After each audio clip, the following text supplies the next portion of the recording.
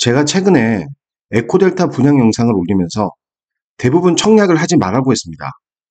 그래서 간혹 몇몇 분들께서 제가 에코를 안 좋게 본다고 생각하시는 것 같은데 절대로 그렇지 않습니다.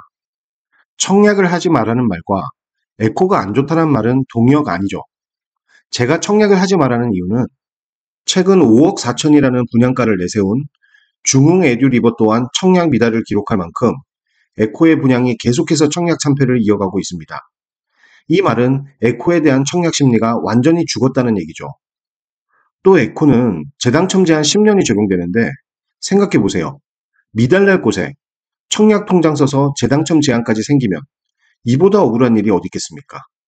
그래서 제가 청약을 하지 말고 정 하고 싶다면 청약 통장도 사용하지 않고 동호수를 입맛대로 선택할 수 있는 줍줍을 하는 것이 좋다고 말씀드렸던 것입니다. 저는 오히려 에코의 미래를 굉장히 좋게 보는데 그래서 준비했습니다. 그곳이 알고 싶다 에코델타시티입니다.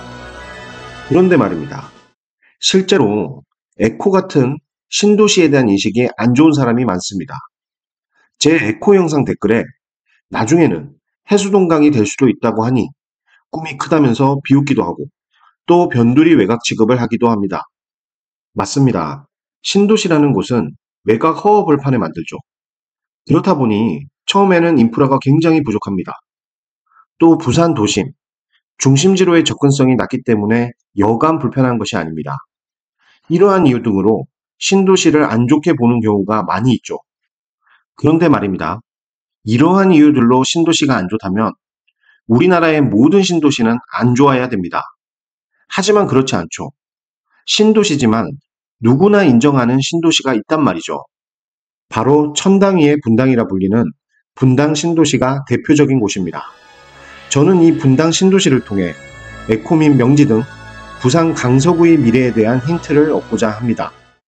많은 전문가들이 좋은 신도시의 조건을 첫 번째, 규모가 커서 자체적으로 다양한 인프라를 누릴 수 있어야 되고 두 번째, 대중교통이나 도로 등 도심으로의 접근성이 좋아야 되며 세 번째, 주변에 일자리가 많아 자족의 기능을 갖추어야 된다고 합니다.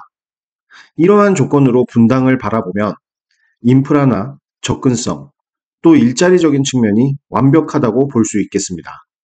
대표적인 1기 신도시인 일산과 분당을 비교해보면 1기 신도시 입주할 때 비슷한 가격이었던 일산과 분당인데 지금은 분당이 일산보다 한참 위에 있습니다. 인프라적인 측면은 일산, 분당 두 곳 모두 굉장히 좋은 편입니다. 서울 도심으로의 접근성은 둘 다 괜찮다고 보여지지만 강북 쪽으로의 접근성이 좋은 일산보다는 강남으로의 접근성이 좋은 분당이 더 낫습니다. 일산과 분당의 결정적인 차이는 바로 일자리인데요. 경기 북부보다는 판교 같은 경기 남부 쪽의 일자리가 양이나 퀄리티적으로 압도적이기 때문입니다. 이렇게 신도시는 인프라, 도심으로의 접근성, 일자리가 굉장히 중요한데요.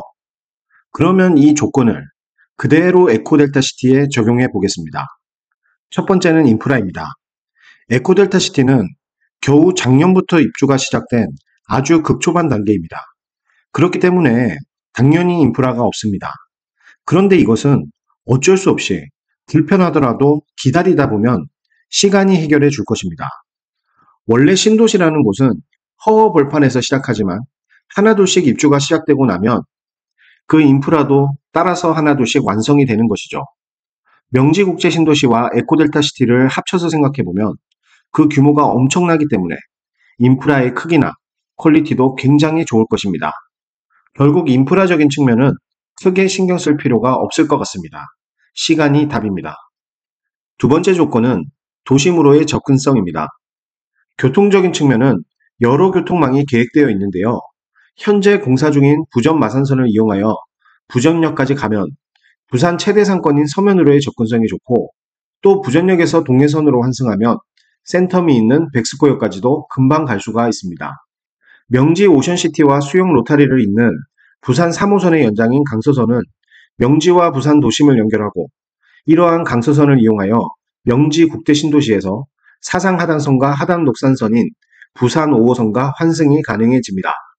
그리고 이번에 부산 도시철도 구축 계획망 1순위로 올라온 부산의 GTX인 VTX도 계획되어 있어 조금은 먼 이야기지만 향후 기장 오시리아까지도 30분 이내 주파가 가능해질 것입니다.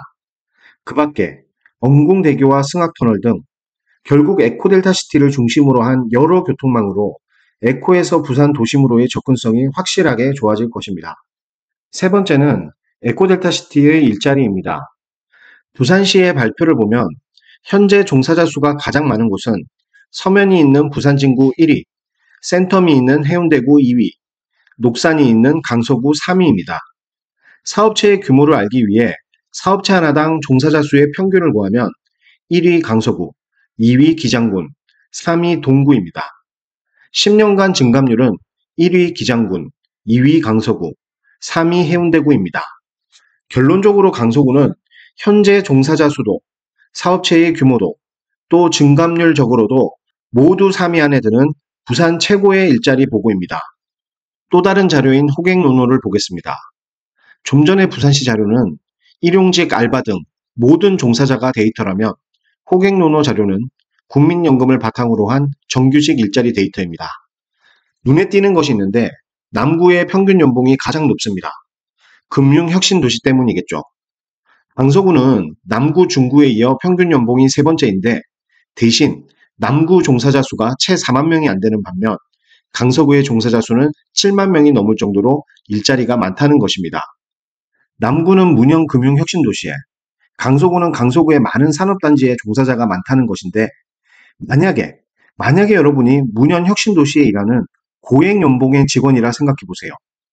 회사가 가깝다는 이유로 문현동에 살고 싶나요? 아니면 2호선을 통해 정주 환경이 좋은 해운대나 수영에서 살고 싶으신가요? 네, 2호선이 있다 보니 출퇴근이 어렵지 않기 때문에 해운대나 수영을 선호할 것이라 생각이 됩니다. 이번에는 반대로 여러분이 강서구 산업단지에 다니는 직원이 돼보세요. 어떠신가요? 또 정주 환경이 좋은 해운대나 수영에서 살고 싶으신가요? 물론 해운대나 수영에 살고는 싶겠으나 출퇴근이 굉장히 힘들죠. 그렇기 때문에 현실적으로 출퇴근이 용이하고 정주 환경이 좋은 영지국제신도시나 에코를 선호하게 될 것입니다. 즉, 강서구 많은 산업단지들의 배후 도시가 되는 것이겠죠. 종합해보면 에코델타시티는 좋은 신도시의 조건을 모두 갖추고 있다는 점입니다. 그렇기 때문에 에코델타시티의 미래 전망은 아주 맑다고 볼 수 있겠습니다. 오늘 영상이 길어져서 입지 분석과 가격 분석, 그리고 부산 미래 먹거리인 가덕신공항에 대한 이야기는 다음 주에 하도록 하겠습니다. 감사합니다.